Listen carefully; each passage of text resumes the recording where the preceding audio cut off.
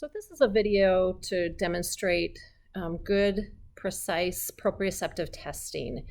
It's important to consider if somebody has balance issues, if somebody's got questionable sensory issues, gait deviations, balance, especially in the legs. Unlike light touch, a lot of people aren't aware of their proprioceptive status. They can't really figure out if it's a problem or not.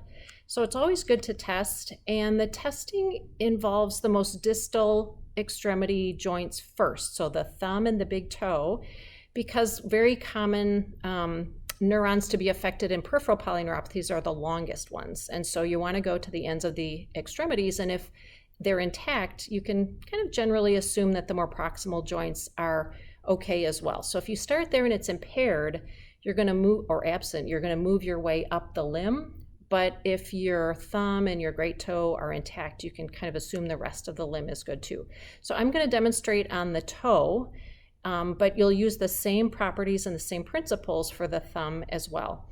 So you want to make sure that your grasp is on the side of the joint rather than the top and the bottom, so that you're not giving pressure feedback when you push up or push down. You want the person to have their eyes closed or not be able to see your testing. So if they're laying flat on their back, you might be able to put your body in the way. But if they're sitting up, you're going to ask them to close their eyes, or again, position yourself so that they can't see and cheat a little bit. And you're looking for a very clean, clear, quick response, up or down. Some people will count how many times they're accurate, like 6 out of 6.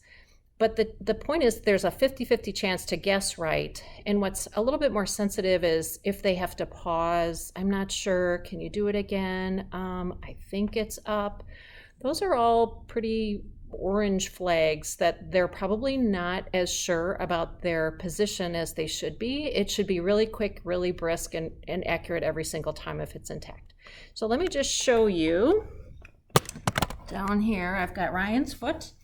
And so we want to make sure that the other toes are out of the way so that my fingers aren't rubbing on the other toes to give a little bit of feedback.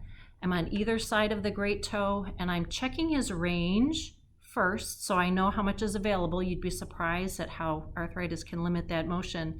And so now I'm going to say, Ryan, close your eyes. Okay. I'm going to wiggle your toe, and when I stop, I want you to tell me if it's up or if it's down. Okay, do you understand? Yes. All right, so do you feel me moving your toe? Yes. Okay. Is it up or is it down? Up. Okay, good. All right. Is it up or is it down? Up. Good. And I am kind of randomizing whether it's up or down. Down. Good.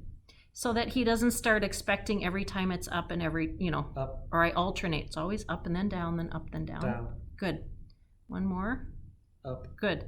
So if I thought that he was paying a little too much attention and kind of mentally going up, down, up, down, up, down, I will distract him with a little bit of conversation and keep wiggling his foot, and then stop my conversation and say, do you know where it is now? And sometimes people who've been good suddenly say, I'm not sure. And to me, that means that there's a subtle impairment in their proprioceptive system that may be contributing to balance deficits or some of the gait things we're seeing or things like that. So it is an important test to do, and to do it well without people cheating, because people are really pretty clever when they're trying to get around an impairment.